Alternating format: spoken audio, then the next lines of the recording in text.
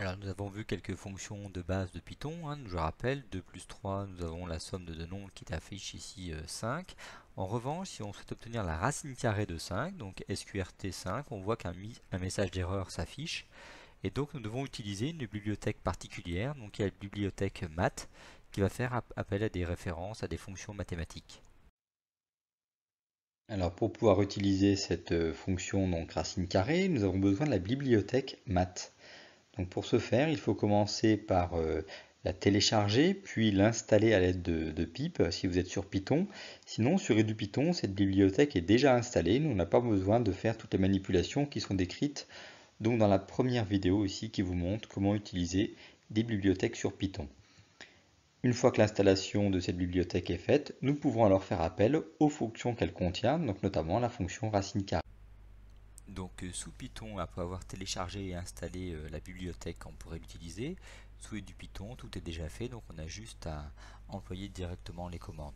Donc ici, nous demandons d'utiliser toutes les fonctions d'une bibliothèque, donc from, math, la bibliothèque utilisée, import, étoile, cela signifie qu'on importe toutes les fonctions de la bibliothèque math. Donc là, nous rentrons par exemple a égale sqrt 5, donc a égale racine carrée de 5. Nous demandons d'afficher la valeur de a. Voilà, si nous demandons d'exécuter ce programme, nous voyons la fenêtre qui s'affiche avec la valeur de a qui a été calculée. Nous avons pu utiliser la fonction racine carrée. Il en serait de même pour de nombreuses fonctions de la bibliothèque math que nous allons décrire un peu.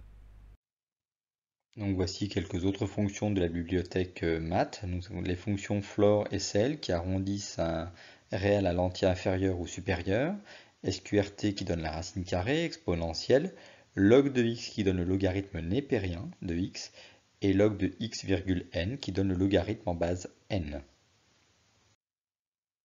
Nous avons également la commande pi qui retourne le nombre pi, les fonctions trigonométriques cosinus, sinus et tangente d'un réel x, les fonctions arccosinus, arcsinus et arctangente, ainsi que l'arctangent de y sur x, donc la fonction a tan 2.